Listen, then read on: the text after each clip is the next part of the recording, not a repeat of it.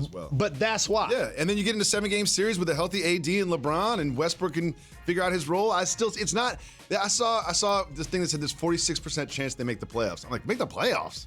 This team is going to make the playoffs. The head coach of Memphis, Taylor Jenkins, and a guy who's come out of practically nowhere and played really well, Desmond Bane. They will tell you why they're underdogs against the Lakers, LeBron and AD. Because they've been there, done that. That's just how the game goes. Joel Embiid played 27 minutes. Keep that in mind. He played 27 minutes against the Magic.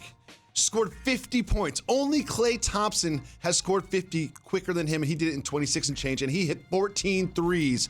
Joel Embiid did it differently, did it efficiently, scored 50 in 27 minutes last night. That's incredible for a big guy. Look at him going coast to coast, behind the back, and running. But here's what I want to say about how the game has changed. And I want to give him a shout for playing with pace. Sometimes he massaged the ball too much and go too slow into his moves. That's how you get 50 in 27 minutes. You notice these moves? He going quick. Yep. Catch and move. This is something he learned to do without Ben Simmons. See, he wasn't doing this before. Not consistently. You know why? That takes stamina. And he in shape now. You know why he has stamina and he's in shape? Because he's healthy. Usually Joel Embiid has to miss practice. He has to miss games. And so now when he's playing, sometimes he looks fatigued. Now both of those things are working in his favor, and he's been extremely dominant. But I got to also say how the game has changed. There was a time, David Jacoby, when Arvydas Sabonis, Ben Gordon, and Jalen Rose were the only people to score, I believe, 30 points in less than 30 minutes. Really?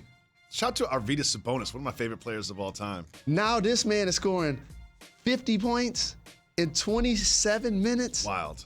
That is incredible. Well, at least this question is you look at, we talked about the tiers in the West. You talk about the tiers in the East as well. We can get into that. But you don't really talk about the Sixers as contenders in the Eastern Conference. A lot of that has to do with the fact that Ben Simmons is not playing. He's an all-star player. They haven't got anything back for him. Yep. We keep hearing about rumbles about little packages. The latest is the Kings put together a package. I'm not going to be able to do it. You don't even want to hear about it. Yeah. Halliburton's involved. So what you say to Kings? Field, you say Barnes. Kings. Yeah, you say Kings. And for Ben, they didn't just want Ben Simmons for that. They wanted Ben Simmons and Tobias Harris. You mean King James? No. Oh, no. Sacramento Kings? Sacramento Kings. I'm not going to be able to do it. Voicemail. Yeah, it's all going voicemail. Yeah, it's all going to voicemail. So my question for you is, you know I love Halliburton. with the season that Embiid is having, is it somewhat of a waste to have Embiid have this season and still not truly be in contention in your own conference? It's not a waste. Let me tell you why. Just like I said with LeBron, the beautiful thing about sports is the best player don't win it all every year. Joel Embiid ain't winning it this year. That ain't gonna take away from the fact that his season is incredibly dominant.